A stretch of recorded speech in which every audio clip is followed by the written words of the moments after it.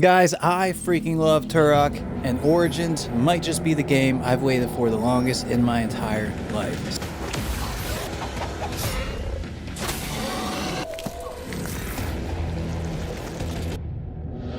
So today, I just wanted to talk about what has me excited and what has me worried, plus a little bit of backstory, okay? I'll be the first to admit, a huge part of why I'm excited is nostalgia. Turok was one of the first shooter games, actually the first shooter game I ever played on the N64. I played so much Seeds of Evil and then Rage Wars against my brothers growing up. I also played Turok Evolutions, which was amazing on the GameCube. Amazing game, always gets overshadowed. After that, I was excited for the release of Turok 2008. I was very excited about the prospect of online PvP. But that was, it was a game. I'll give it that. So before anybody says, I'm looking at this through some kind of nostalgia goggles, you're absolutely right. I stepped away from hardcore gaming in like 2016 and then came back in like 2025, 2024. So a lot of the issues that have happened since then to now, I am very ignorant on, okay? So I'm back into it as of recent. I'm back into pre-ordering games again. This hobby has a grip on me. I love it. But I had to get that out of the way for any new or not for my extraction shooter genre. I am ready to pick this game up and run with it. But speaking just off of the trailers here, comparing it to my old experience, let's go over some pros and cons. Alright, starting with some cons. Get the bad news out of the way first.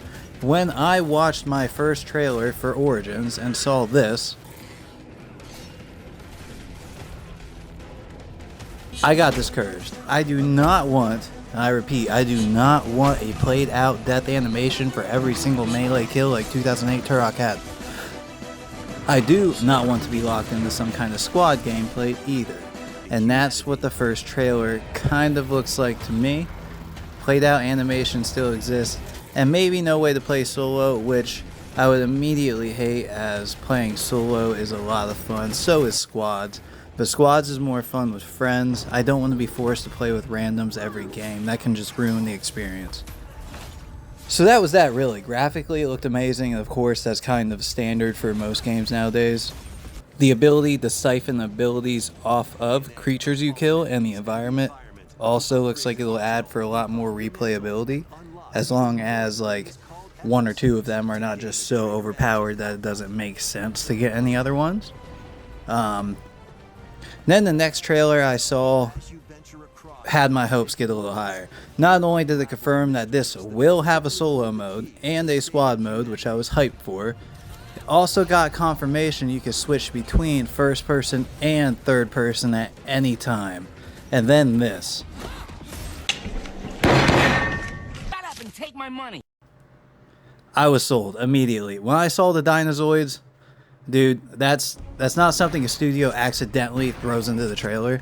That tells me somebody actually looked back or was from that time, maybe around Seeds of Evil, which is one of my all-time favorite games, and they remembered what made the game special and didn't just throw a bunch of random ideas together and hope something stuck, like 2008.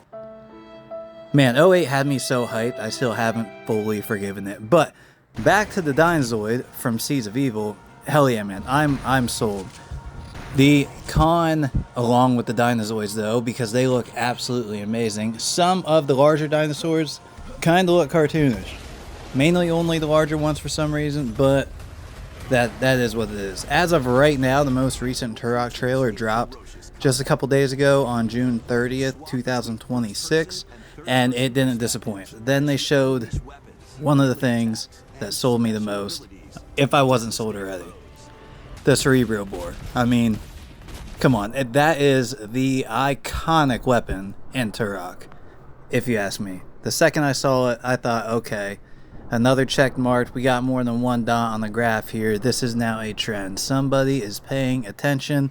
There's so many promising things, and I just truly hope they can add enough story, content, events, etc. to keep people hooked. As I know, I am most likely going to speed run this. I'm going to neglect my body, neglect my sleep, act like I'm 17 again, and grind through every moment of free time that I can and see what Origins has to offer. But maybe I'm looking at this completely through nostalgia because I'm completely biased. I probably am. But if Saber can make this into half of what made Turok 2 so unforgettable for me, or Turok Evolutions, I've never even played the Saber game. I think they could bring the franchise back. I think Origins could do it. I think they can make the name bigger than it's ever been. But I'm biased. So what do you guys think? Am I giving it too much credit? Or are you just as excited as I am? Let's discuss it in the comments below. Until then, if you did like this, leave a like. If you didn't, dislike it. Subscribe if you liked it to follow along on this journey that I hope we have with Turok Origins from beginning to end. I'm hoping to stream all of it. So please consider subscribing if that's the case. And thank you guys. I'll see you in the next one.